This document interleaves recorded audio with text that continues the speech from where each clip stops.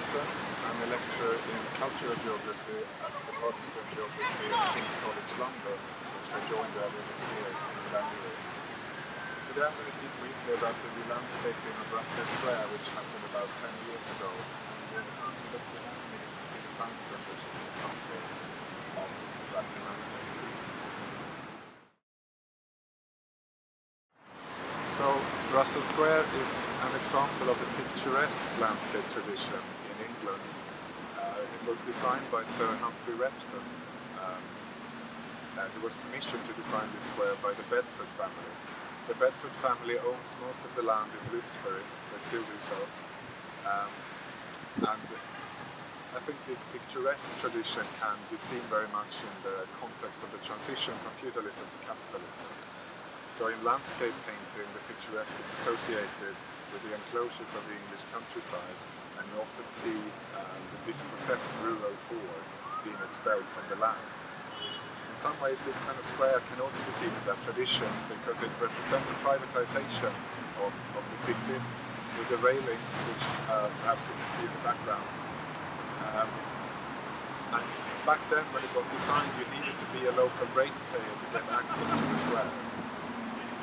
The aesthetics of the landscape, I think, can also be seen in the context of that transition into capitalism, because it tried to imitate the countryside.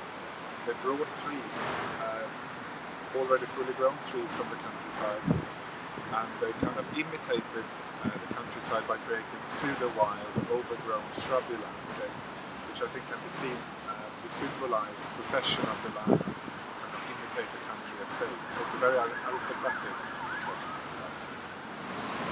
Eventually the square became accessible to the public, and during the Second World War in 1941 the railings were removed as part of the war effort, and the metal was used in the war instead. So this became one of the very few squares in central London which was accessible to everyone 24 hours a day. And as a result of that, in the decades following the Second World War, it became a meeting place for gay men who came here to have sex at night.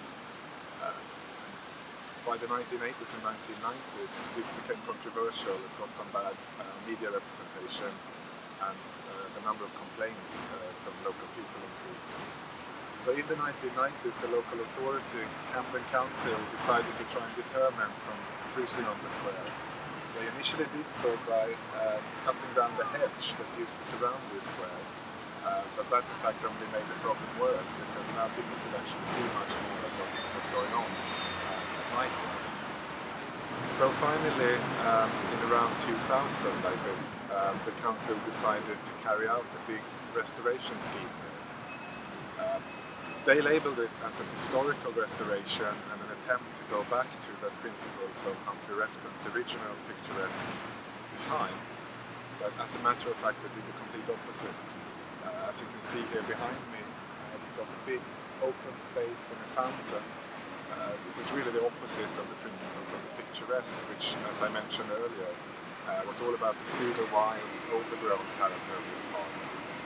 What we got instead was a kind of surveillance-friendly place, and furthermore they reintroduced the gates and the railings, again dressing this up very much as an historical restoration effort, which is quite a peculiar way to describe a radical curtailment of public space, because once the railings were up, people were only allowed to come here until 7 p.m. In the evening, and then it reopened again early in the morning.